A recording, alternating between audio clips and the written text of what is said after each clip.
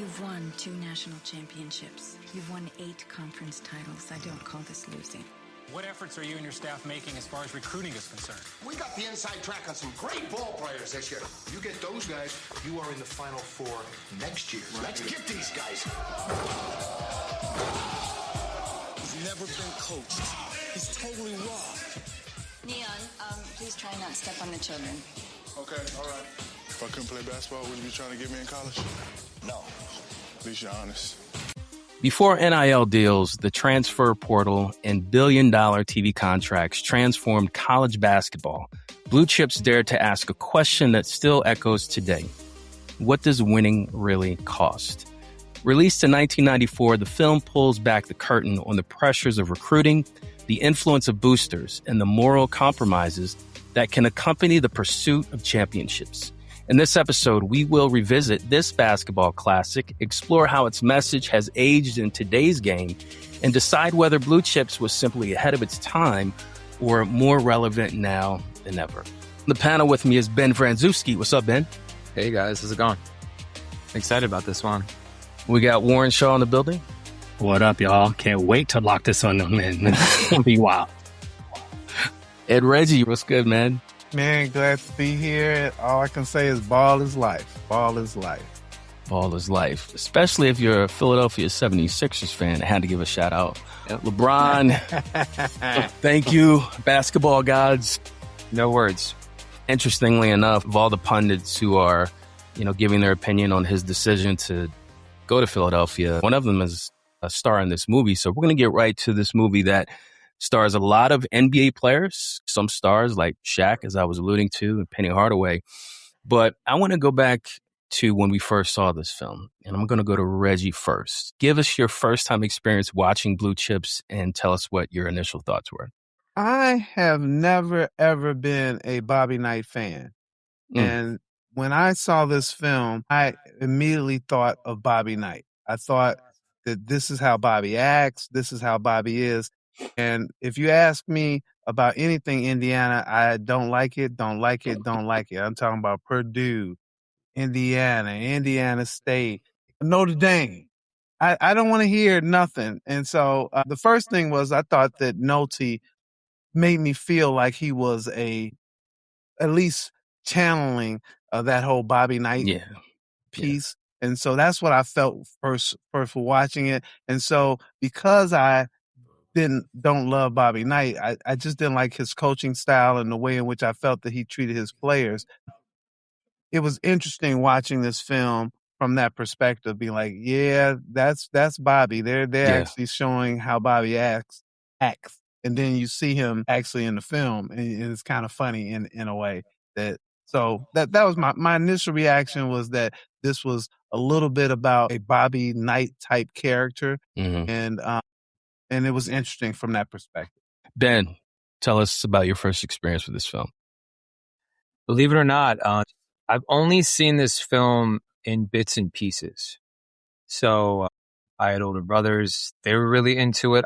I was too young maybe to really comprehend it. But this is the first time seeing it from start to finish. And I was really impressed. I was kind of going in being a little skeptical, I'm going to be honest. I was like, It's going to be dated. Shaq and Penny, Nick Nolte can't carry the whole film. And I was pleasantly surprised. I was very surprised. And then I have to be honest with the sports betting, point shaving narrative. It's very, very current. So you're like me, Ben. I did not see this film in its entirety until 2 weeks ago. I was sitting on my couch. My initial impression was I was a little deflated. There are some aspects of the film that I did enjoy. Yeah, I mean, I saw it when it first came out, and I will say I was terribly disappointed for many of the same reasons I think Reggie was. I have kind of like even my own Bobby Knight experience, if you will. And I was just like, all right, I don't like this. And I didn't feel like there was enough basketball, like actual basketball in it. I was hyped to know that Penny, who's somebody I was really, really a big fan of. Oh, yeah. In college specifically, I was like, yo. So I just wanted to see hoop. And while I can understand, like in hindsight, it's like, well, I can watch them play for real. I need to see them play in the movie. My mindset going into it is like, I thought there's going to be more basketball. And in that regard, it kind of disappointed me because I just didn't care as much, especially at that time, about the politics of basketball. I was still playing basketball at that time myself too, at whatever level. And so I was like, yo, let's hoop. I don't care about all this other stuff. But my rewatch is a slightly different experience, which we'll get into in a little bit. There's some things about this film that resonate and connect to what's happening today. Ben alluded to it as well. But let's just talk about real quick, why is this our third film that we're reviewing now? I'll go to Reggie first. I think Warren actually. Well, I think both.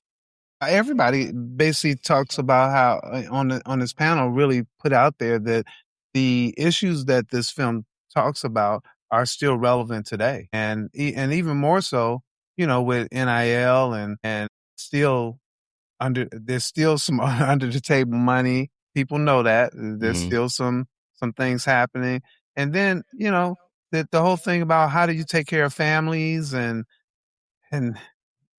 all that stuff is just still relevant today for many of today's players and the families that they represent. Yeah, so many themes to get into, and we're going to go to Ben now, who's going to take us in the direction of the director, and then he'll go into the cast. All right. Coaching pressure. Act 1 of Blue Chips introduces Coach Pete Bell, a respected college basketball coach whose program has fallen on hard times after several losing seasons. Determined to restore his team to national prominence, Bell faces mounting pressure from alumni, boosters, and university officials. Although he's built his reputation on integrity and playing by the rules, Bell quickly discovers that his competitors are using illicit recruiting tactics to land elite high school talent. He wrestles with the moral dilemma of whether maintaining his principles is worth continued failure. William Friedkins is the director, and William has also he did The Exorcist, which was interesting. William worked on the original Exorcist. Yeah, in the 70s. He worked on The French Connection, Sorcerer, To Live and Die in L.A., The Hunted, Killer Joe, and he passed away, sadly, 3 years ago, William. And he's from Chicago, so there's some Chicago connections in this film. This film, similar to another film that we kind of did with He Got Game with Denzel Washington, it does follow kind of a juggernaut in Nick Nolte. I wasn't prepared for how good he was in this film. I got to be honest. I didn't really know what to expect. I thought it was going to be kind of a typical coach thing, but he really takes you on this journey. And I mean, all three of the movies that we've done, which is a theme in sports movies, we had Samuel L. Jackson, Denzel Washington, Nick Nolte. I mean, three brilliant actors. So it's kind of what you need to make the sports movies work, in my opinion. So Shaquille O'Neal is also in this film. This is one of his first films. Penny Hardaway was also in this. So that was kind of a nice connection. And you kind of saw that in the film. And then a player, I had to do a little research on this guy, Anthony C. Hall, who played kind of the player that got caught shaving points. So he is from Chicago. He is a trained actor and he would play basketball at the YMCA. This is one of his first roles. Paul essentially booked the role because he had basketball experience. Right. But he is one of the only players who has kind of formal acting training. It stood out for you guys. I think I liked Mary McDonald's character, with this, as a counterbalance to, to Coach Bell, the scorned ex-wife to some degree who still has love, for him and understands who he is. Like she just knows him, and she's going to accept certain things, but he can't fool her. Right. And then, one of the lines in there, she's like, listen, you lied to my face. I feel like I can't trust myself with you anymore. I thought that was pretty dope, like honestly and truly. So I really did enjoy her performance, even though it wasn't so much about the basketball, with her role and even helping, Shaq's character as well too. I thought that was really cool too. So she stood out tremendously. That storyline and them tying her into being the tutor was really nice. Right. I thought that was like a nice, kept us in it more. What about you, Reggie? What stood out? What performances kind of stood out to you? Overall, I thought that the cast was fine, not dynamic or necessarily memorable. I think the three people who stood out for me, Nick Nolte and J.T. Walsh, I think that their characters came out and they did a good job of playing their characters. J.T. Walsh playing the booster who is saying, hey, we got to get these players. We need these players. And he played it a little bit over the top, but I actually believe that it's probably not as over the top as some people might feel, because boosters are very rabid and they're like, we got to do it by all means. So I thought that both of them played their roles really well, not okay, but really well. And I felt that the back and forth between the two was very interesting. Who stood out for me additionally was Bob Cousy. If Bob didn't miss a shot, I'm like, Bob, come on, man. And he played his character very straight-laced. He didn't come across as stiff in his role. Right. I actually felt that most of the players were one-dimensional, very stiff. It was one of Shaq's first real roles. He has 4 other credits prior to this. Shaq didn't really stand out too much, but I think that probably will get into maybe just the editing and writing when we get to that point. But the 3 people who stood out were Nick Nolte, JT Walsh, and Bob Cousy. That's a good point. Ed O'Neill was also in it. I thought he was underused. That was my Ed O'Neill take. We could have used more Ed O'Neill. What about you, Uriah? What stood out? I was going to mention Ed O'Neill, Al Bundy as a journalist who just had it out for the coach. And look, Nick Nolte is a fine actor. You know, you list the awards, the Emmys and things like that. But for this role, I think he was heavy-handed. And I think you said it earlier, Reggie, they were trying to pull and plug the personality and the antics and the coaching style of Bobby Knight, who, like you, Reggie, I was never really a big fan. Even when I was a kid, I'd see him on TV throwing chairs. I'm like, what's wrong with this coach? This guy's like an anger problem or something, right? So I think Nick Nolte stands out, but I'm going to echo what you said, Reggie. JT Walsh, we got to talk about this guy. The most deceitful character in almost any movie that he's featured in, going back to the performance in A Few Good Men. Remember he was playing in the military, and he's like, he has all this secret information, and then he's trying to hide, and he ends up committing suicide. But he brought that same style and that same persona and just plugged it into his character, the booster, who just living lavishly and shows no shame in what his intentions are. There was one part, Reggie and Warren, that he said, he's like, we owe them. And that's a fine line between what's legal, illegal, moral, immoral. So I thought there were a lot of good performances in there. I am not sure if he said we owe them because he really felt we owed them, or did he say we owed them because he needed the university to win? It felt to me that it was more self-serving than it really was about the players and their families, because I think they would have done some other things for the players and their family instead of these great grand gestures. So that's fair. I hear you, but I wouldn't feel. That's why I think he played his role really well. By the way, there's a duality to that statement. Right. Can I just tap in with there? I think I'm on the Uriah side of it from that same lens, because I think that was probably like the line of the film for me, and he delivered it, as, Coach Bell is walking away or whatever the case may be. So yeah, it was kind of a parting shot to convince Coach Bell, like, hey, we need to do this thing. But I think I'm thinking about it from the context of like NIL here right now. That's why it hit harder for me today, because I was like, well, yeah, the whole reason NIL is available right now is because they have been exploited and they haven't been paid all this time. So I think I like the duality of it, but I thought it was sincere. But again, I was probably reading into it because I'm putting into today's terms and not 1994. Yeah, it was interesting to see like where we're at now with NIL and how they did it behind the scenes back then. I always thought that was kind of interesting. It's interesting that a film isn't as dated as it might have been like 10 years ago. I just thought that it seemed really far-fetched, the concept. I'm with Reggie. I think some of the supporting cast was fair. Not amazing, but fair. But I think the world of this was simpler than some of the other films we've done, if that makes sense. Meaning it's just the campus and the boosters and then recruiting. That's sort of the film, right? Also, shout out Rick Fox, brief cameo in this. Rick Fox.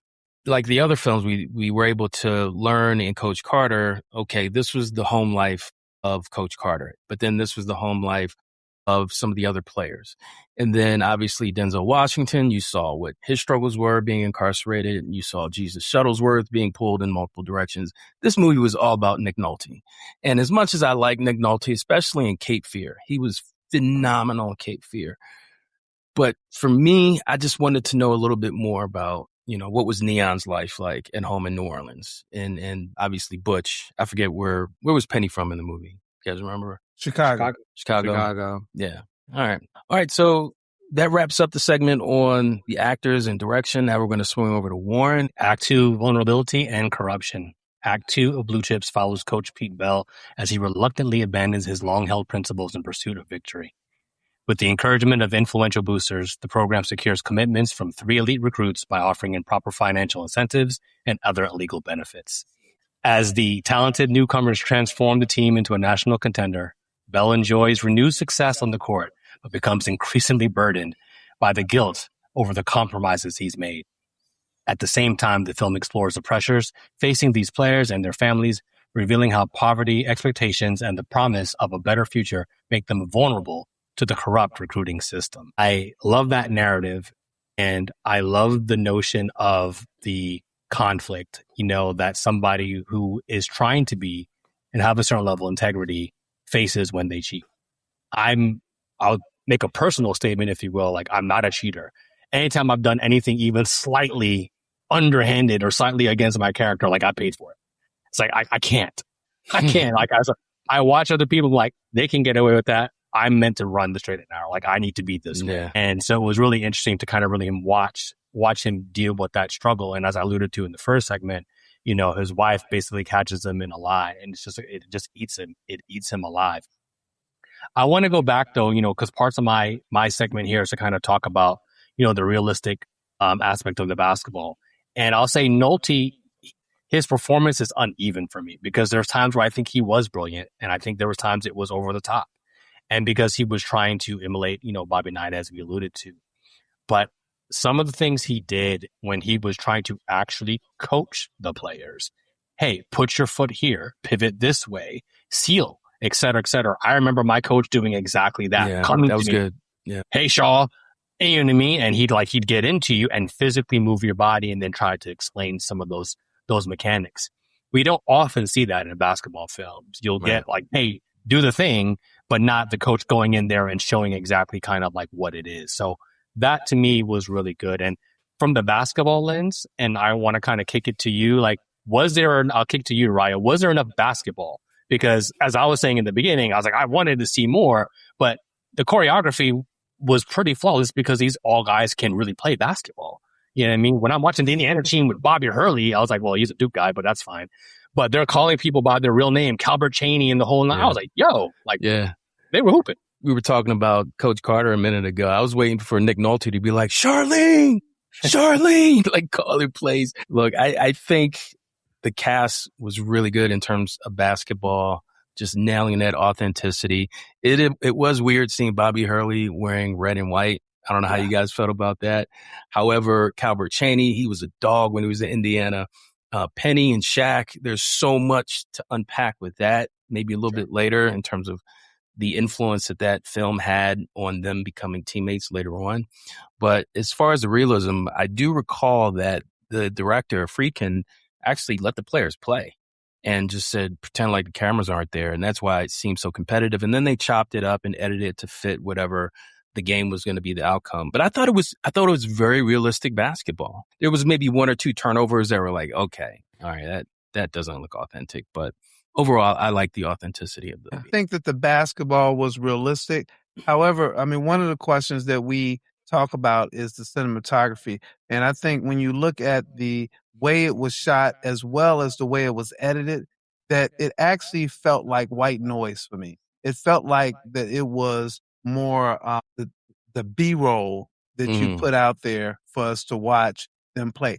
I never at any point, like in Coach Carter or any of the other films that we've looked at, never at any point that I feel the excitement of the basketball. I wasn't like, oh, okay, they're getting ready to do this. Or this is going to be a critical shot. Right. There was no excitement there. So when Warren says to me, that he wanted more basketball, I don't know if we needed more, but I feel you because we needed more. I just think we needed better. Maybe shot better, maybe the situations better because the people played basketball. So I have no gripes with that. I mean, Shaq would probably hurt me. So anyway, I have no I have no gripes with the actual basketball, but I think from an editing and cinematography perspective, I think that they actually shortchanged the players in this regard. Ben, before you jump in, I want to speak to that a little bit. I do think, again, the basketball itself was underwhelming because it was an underlying aspect, like the actual playing was an underlying aspect of the film. So they felt like, hey, we didn't need to lean in. But when you talk about that cinematography, where I was just like, all right, this just looks ridiculous to me, was, when they go to Louisiana, right? And they're trying to recruit Neon. I was like, it looks like an 8-foot rim, number one. And I know Shaq is a massive human being, but it was just dunk after dunk after dunk. And I was like, this is so contrived and a little bit like silly. So I didn't really enjoy that part of it. But, as somebody who's in the Hollywood world, Ben, I'd love to hear your thoughts on the overall cinematography of the hoops in this film. I would agree. We're all kind of collectively agreeing on the Shack. Where were they? Was that like a warehouse? Was it a barn? It was half warehouse, half barn. That's what it was, Ben. Yeah. The Penny stuff I liked. I liked that Penny was in a small, old school court. Like I said, I think the film really was about the scenes where they're watching the tape shaving, like that discovery and all the coaches like collectively like falling apart. And then the him confronting the player and the player finally, like I thought that was more with the movie. And then the last monologue with JT Walsh, like that was more the film than the basketball. Mm-hmm. So it didn't bother me as much as I thought it would. When the basketball was on, the players were really good. So it wasn't distracting.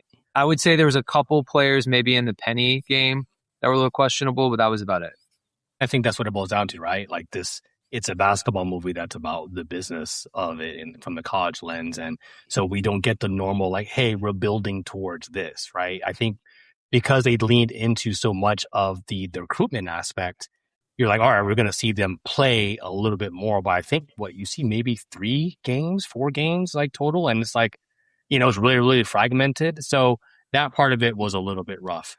You know what they nailed? I'm sorry to cut you off. You know what they nailed? Cinematography when the guy was fixing the game. Was it Tony who was turning the ball over, shooting them bricks?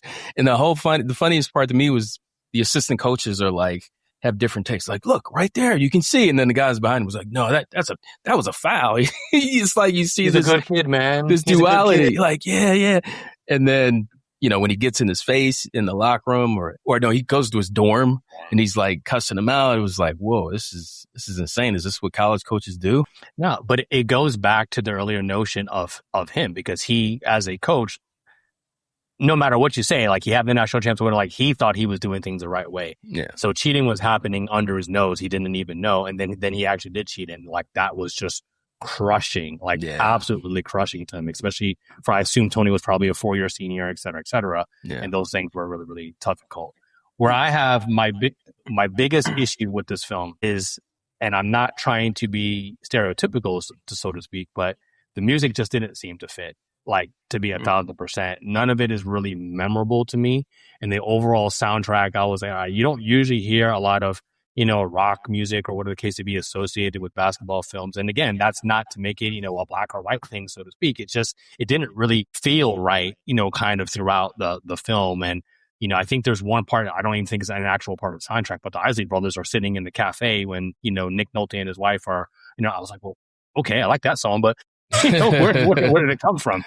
So to me, like, the soundtrack, it has like John Mellencamp and, some names, Al Green. Al Green was on there, right? Al Green is on it. Yeah. And I was just like, I don't know. It just, Jimi Hendrix didn't really, it doesn't seem to mesh. So, Reggie, I want to kick it to you. Like just your thoughts, like the soundtrack or the overall feeling, the music in the film, did it seem to hit and carry any weight for you that's memorable? I think that your take on that it didn't fit is probably correct. I didn't really think of it like that. I was thinking that it didn't distract. It didn't distract for me in terms of the film, but nothing hit. It didn't. There was nothing in there. And I'm like, oh man, it really, really worked so well. And I think the way I was looking at it, so I'm so glad you said what you said, Warren, because I think I have to change or add to my critique is that it didn't fit, and while it didn't fit, it also didn't distract from from what was going on here. Since the movie is really about why we play the game, who benefits, and if the rules really make sense. The basketball was ancillary to that. The music is ancillary to that. So most of the other stuff is ancillary. And the question is, for me anyway, did Nick Nolte and Walsh adequately bring the issues to the table? And I think they did. So that's why, for me, the music didn't distract. But I totally feel where you're coming from in terms of that it didn't really fit. I'm so glad you said that. Yeah, I appreciate that. And like I said, it's only because my job on this panel is to let's evaluate that. So I agree with you. It's just not memorable. Right. So I was like, well, where's, what I mean? I'm ready to get hyped up, but I'd say, Ben, to a point you made a little bit earlier, I think we often use music as a way to hype ourselves up for sports kind of in general. And since the actual basketball was so ancillary to it, they didn't need the music in essence to kind of hype it up. Would you agree or disagree with that statement, and any other thoughts that you have on the overall soundtrack? I didn't really notice it. Yeah. So that, I guess, is an okay thing. I mean, obviously we're coming from a Spike Lee film, which the soundtrack is such an important part of the storytelling. And then also Coach Carter was a really good soundtrack. It was really fresh. It was really music of the era. So that was an important. So this is just kind of not about the soundtrack, I guess, in a way. One other thing I'll mention, I'd say this is probably, you mentioned the Tony character, and he had an emotional scene where he had to cry and he had to act. This film, for its players, did not go actor first. I think Tony is the only exception. Yeah. Whereas Coach Carter, actor first. There was a couple, Spike Lee was sort of in the middle. But this film in particular was okay, we're not going to worry about the players acting. And so I would say that's something that stood out outside of the Tony character. I think if you just look at that era of music, and that was my era, I was in high school at the time, there were so many great artists that could have just been plugged in. Even if it's just Shaq driving in his car and you hear some Biggie Smalls in the background. I would even think Onyx. chicken, some Shaq, some food. Yeah, Shaq Fu, right? Look, this movie is about Nick Nolte. All right, they tried to put Shaq on the front to make him seem like a co-star. Nice job marketing. But it was Nick Nolte's world and everyone else revolving around him and the plot for the story. Yeah. I think that concludes my segment, man. The hoops are, like I said, ancillary, as we alluded to. The cinematography we touched on a little bit too. And then this soundtrack had a little bit left to be desired, but I think everybody agrees it didn't distract, so you just didn't notice it. So for those who were signed on it, I don't know how much money they made off of it. So sorry for that. So bad that Action Bronson felt like he needed to redo it, and he had a mixtape called Blue Chips, which was Blue Chips as well. All right, Reg, take it away. Act 3. Well, we get to Act 3, confession and conclusion. Act 3 of Blue Chips brings the film's central conflict to a dramatic conclusion as Coach Pete Bell can no longer live with the corruption that fueled his team's success. During a nationally televised post-game press conference, Bell publicly admits that his program violated NCAA recruiting rules by providing illegal payments and benefits to recruits. His confession shocks the college basketball world, costs him his job, and tarnishes the team's accomplishments, but it also restores his sense of integrity. Meanwhile, the players move on to the next chapter of their careers, with several preparing for the NBA, underscoring the growing commercialization of amateur athletics. So when we look at this film, and firstly, the confession is really something for somebody to get out there. You can't handle the truth, because he brought it out there, and he was like, "Look, this is where I am." And the conclusion is really interesting, because they really make this guy struggle with what's happening. Warren, you said a little earlier that he didn't know these things were going on behind his back.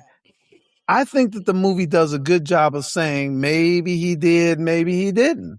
Did he turn a blind eye? Did he turn his back to it because he knew that the football program was doing it? He knew of this booster, so he might not have really known, but he had to have kind of inkling back there. But he's like, I don't want any part of it. So it's really interesting, again, just the duality of that situation of, I might know something's happening, but I don't want to know that something's happening. And I think that that's interesting, but it does come to a head with that confession. And then we get the conclusion as to what happened. So when we look at the writing, the question that I would have to you guys, but I'm going to answer it first because I'm going to ask it to myself, is what did we think about the writing of this movie? Well, Ron Shelton, he was nominated for an Oscar for the movie Bull Durham in 1988. And this is before this movie. Mm-hmm. Then he put out in 1992, White Men Can't Jump. Mm-hmm. And then he follows it up with this one, Blue Chips, in 1994. For the most part, you can actually see how he tried to incorporate some of the things that he had in those other two movies, and particularly Bull Durham. It's really interesting that Warren, you mentioned that you like the ex-wife role. Is that he tried to use that love interest thing that he used in Bull Durham, which worked very, very effectively in Bull Durham and wasn't as effective here. And the reason it wasn't is because it wasn't critical to this movie. Is that for this movie, it was really about the corruption and all that. So she was really ancillary. And with that, I think that from a writing perspective, I think he did a good job, Ron, in terms of bringing up the issues, but I don't think he did a great job of bringing up his characters. Is that two or maybe three of those characters had a little depth to them, but everybody else did not. The players didn't. Alfred Woodard's character as a mother didn't. And I felt that one-dimensional way of writing those characters didn't give them a duality that we gave to Coach Nick Nolte. And I'm just going to put out one. If we look at the mother's perspective, it looked like she was just greedy. That's all we got for that. But I know some of those mothers, and the way in which that was portrayed was really, I want to say, a biased view of that. And it might be just from where he comes from. He didn't understand that. But I felt that a number of those characters, they were not fleshed out well because it was the Nick Nolte show. Mm-hmm. I think he did a decent job in writing, but he didn't do a great job of making it exciting like he did with White Men Can Jump. Yeah. That whole everything about that, the love relationship, the basketball, the scheming, the partnership, all of that was interesting. And here it wasn't as much so. So I think he did okay from a writing perspective, but I'm going to go to the expert who has to actually read people's scripts and perform them. And I'll ask Ben. I thought the storytelling was really well done. We had, this is probably the most focused on, I would say Coach Carter, kind of Samuel L. Jackson's character is, but I think Nick Nolte, this is the most dominant actor, meaning screen time that we've seen. And Denzel and Samuel L. Jackson are on the screen a lot, but it's divided up a little bit more where we're able to have other storylines a bit more, whereas it's really the Nick Nolte show. You guys said that, but I thought I didn't mind it given the topic because it's his own personal turmoil. The ending kind of made sense to me. I mean, it was a little far-fetched that it was only one game. Reggie, I would say that's the one error I would say in the script. I don't think that big, like maybe right before the Sweet 16 or like conference championships. I think we can all agree they were trying to, it was UCLA, right? That they were trying to portray Western. Yes, I think so. I think it was UCLA. Yeah, they were trying to tie it in. Yeah. Because UCLA in that era was sort of struggling to find their way back. My thoughts here is that I'll go piggyback off of what Uriah said earlier. There was some depth opportunities probably missed. I think I was looking it up. I think it has a runtime of like an hour and 48. So I don't know if they were under constraints in the sense to make it, X amount of time. But yeah, I think I probably would have wanted to learn a little bit more about the players' backstories specifically. Because to me, I'm interested in the basketball, like really in that vein. So can you tell me more a little bit about Butch and his mom's struggles, right? Mm-hmm. Can you tell me, did we even see Steve Novak's character play in high school? Like, or did they just go to the house and then he said, "Hey, I want 30 bands." Like, I was like, it was like there wasn't really much build up for that. So we saw Penny play, we saw Shaq play, in that barn warehouse or whatever the case may be. But I don't really remember, seeing Steve Novak's character play. And so I just feel like I don't know if they ran out of time or what was left on the cutting floor, so to speak, in essence, to try to maybe flesh some of those stories out some. And I think because like watching it now, we understand the world better. We understand the world of basketball better. So maybe like subconsciously we're filling in some of the writing plots. Like we know they're inferring this, they're inferring that because we know some of the familiar tropes.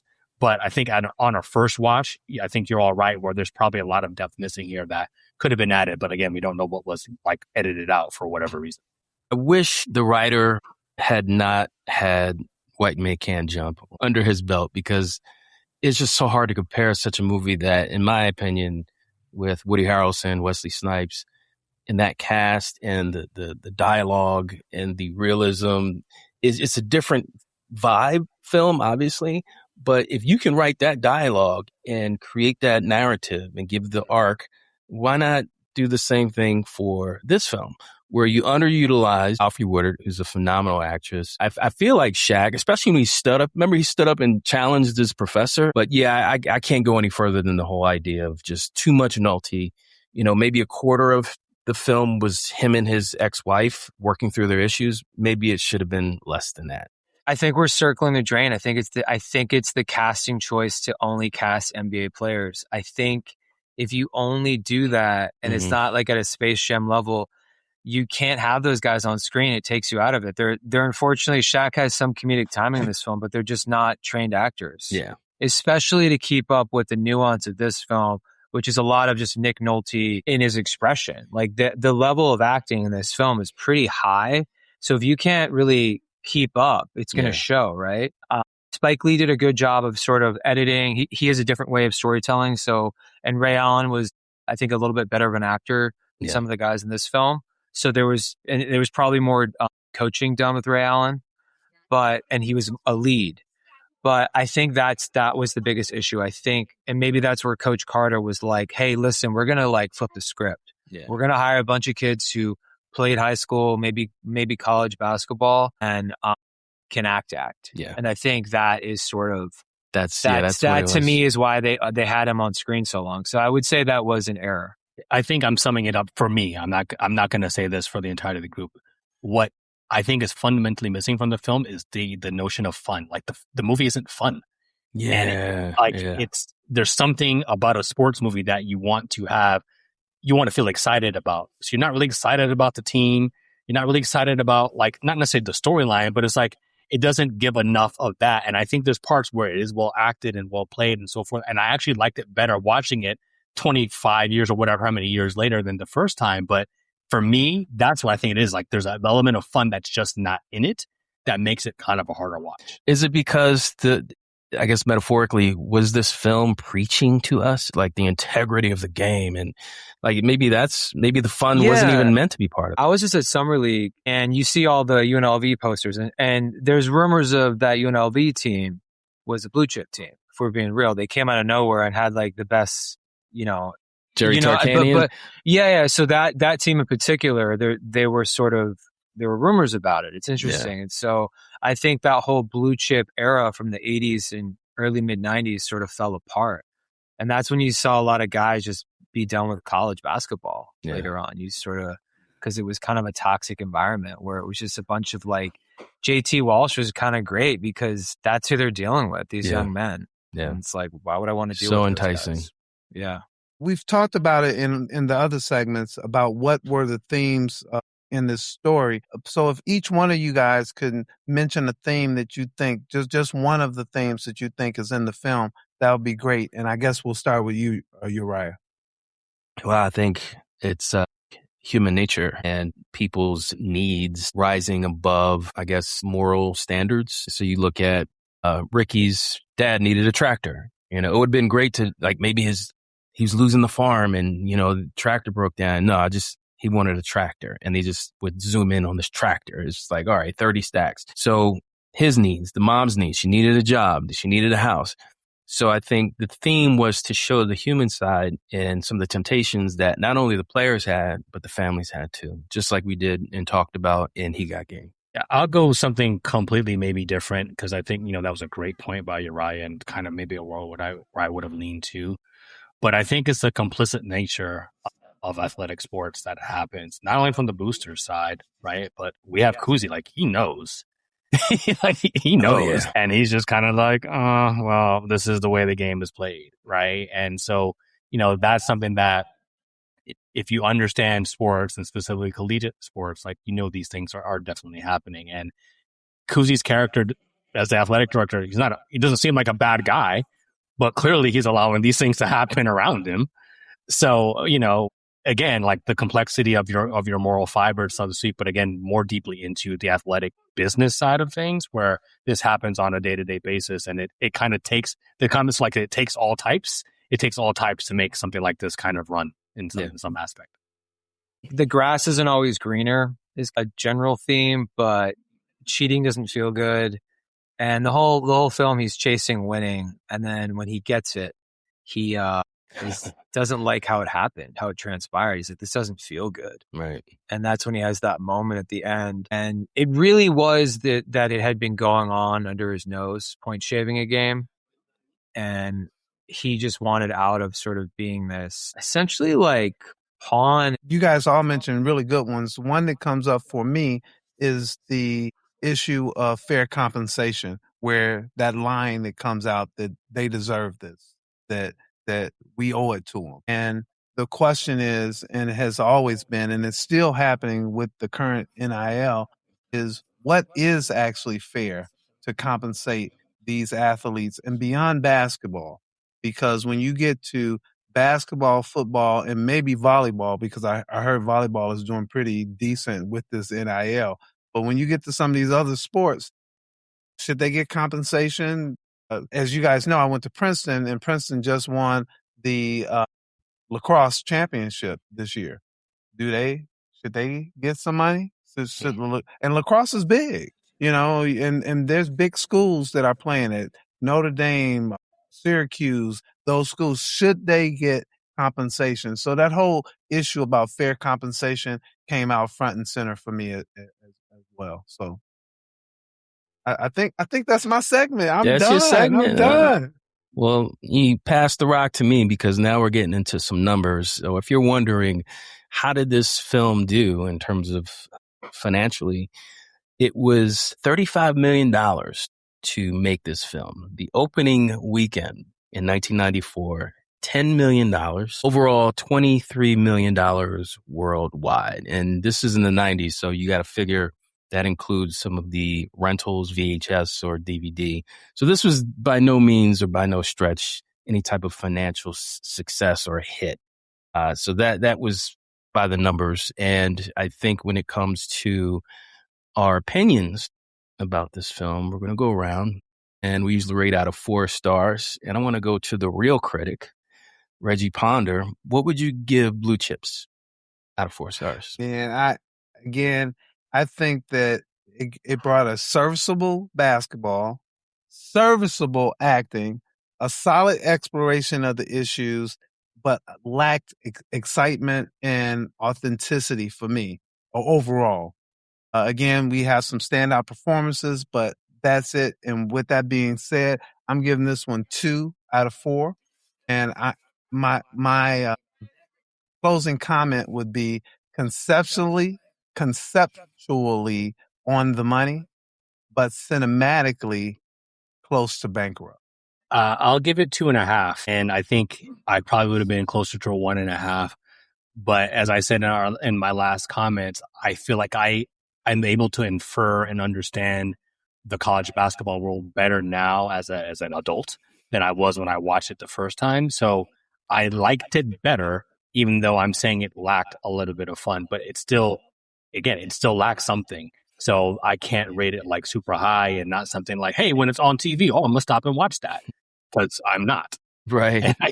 And I don't know that it's even replayed all that often, because I don't think it even did well, like in terms of Rotten Tomatoes or whatever the case may be as well too. So I'll give it 2.5, and then you'll kind of pass it over to Ben. Yeah. Yeah, you're right. Ben, before you go, on Rotten Tomatoes, critics gave it a 41% and fans gave it a 51% on Rotten Tomatoes. So like you said, Warren, not critically acclaimed, but Ben, do I hear a 4-star? What's going on? No, I'll give it a 3. And why I say that is I think it's better than the topic is really dark. We know more about this topic now, I think, amongst a lot of things. So this is a pretty, I mean, let's be real. And the college basketball and NBA and sports space right now, it's inundated with parlays and stuff. And so this topic is quite, I wouldn't say ahead of its time, but it's been going on for a while. Oh, yeah. So I think we weren't ready to hear this back in the day. And obviously, we didn't have online gambling, so it wasn't as rampant. And there's a huge issue with Kalshi right now with underage people using it. So it's getting worse. So I enjoyed this topic for that, with what's happening. And I thought they did an excellent exploration of like moral compass around that, and then point shaving and kind of all that. So I thought it was pretty good. I agree with Warren. It could have been more upbeat. And I think as we've done this episode, I think I would have cast actors instead of some of the basketball players. Fair. I'm going to give it 2 stars because there are certain parts that I really enjoyed. I felt like the film for me didn't start until Neon and Butch showed up because I wanted to know, okay, what's going on with the players? I know Nick Nolte's got marital issues and he's got integrity and he's Bobby Knight's clone. But I think what really took me out was the casting. It's not just having players trying to act Ben. For me, I watched an interview where William Friedkin was asked a question about possibly casting Jack Nicholson. As soon as this lady said that, I'm like, oh, that would have been perfect, right? You know, you talk about One Flew Over the Cuckoo's Nest. You talk about A Few Good Men, like Reggie alluded to earlier.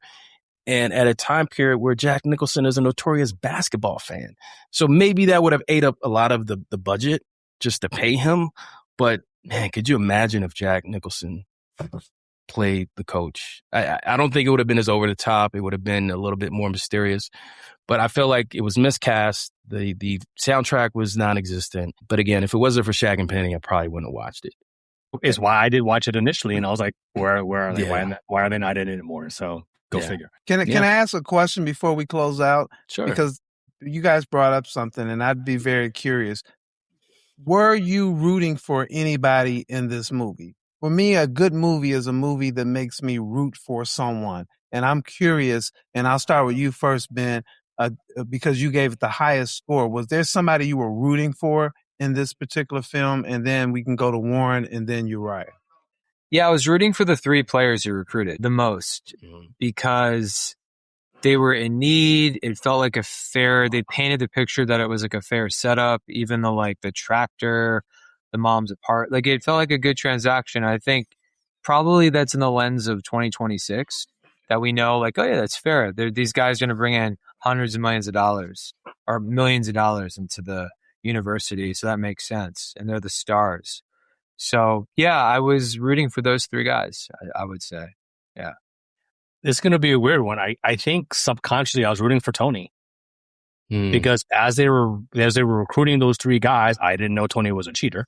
And so as a result, it seemed like, hey, they're just trying to give Tony a chance to win. And so while I don't agree with the ethics of that, it was like, hey, Tony's been such a great guy to our program, blah, blah, blah, blah. Like, hey, let's give him a chance to kind of go out on top. Then you find out he cheated his freshman year or whatever the case may be. And I was like, well, damn, Tony.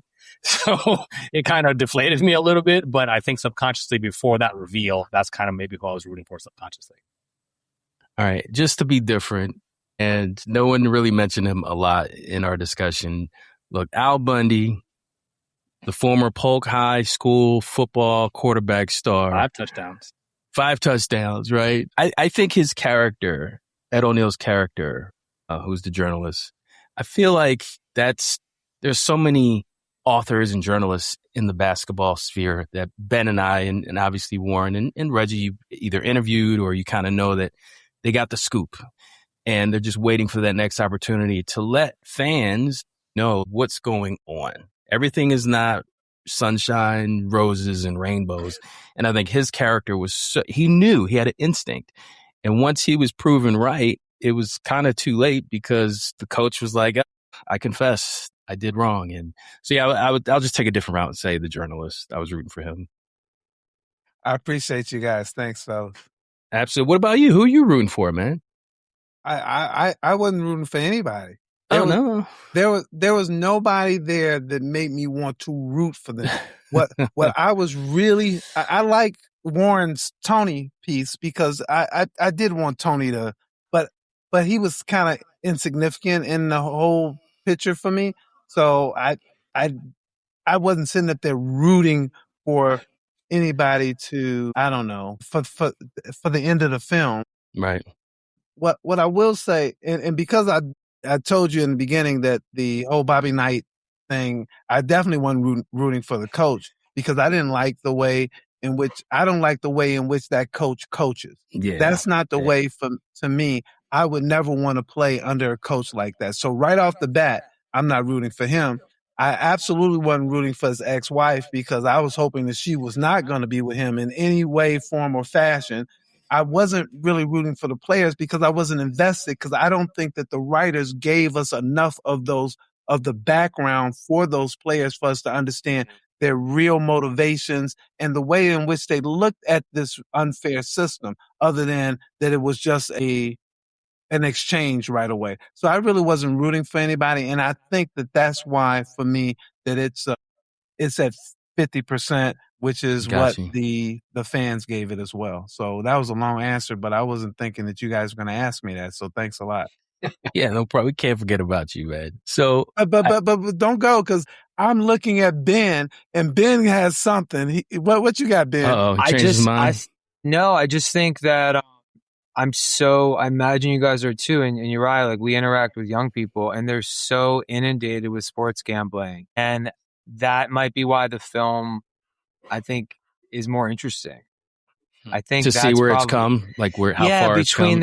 Between the NIL and then like how I think it's going to come crashing down. To be honest, it's not too many underage kids or sports gambling, spending their like parents' credit cards. Yeah. It's like a huge issue right now, and so we're in this like weird world of it where people aren't watching the game for the players of the sport. They're only invested in parlays and that, and so.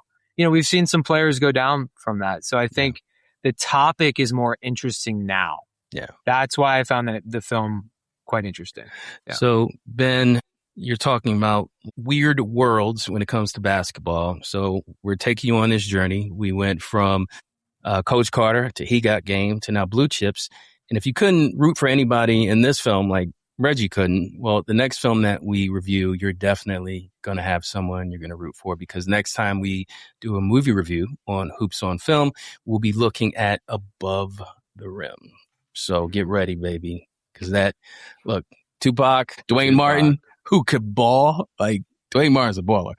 But anyway, thanks for everyone for tuning in. Please follow us on all social media platforms. Thanks, everybody. Take care.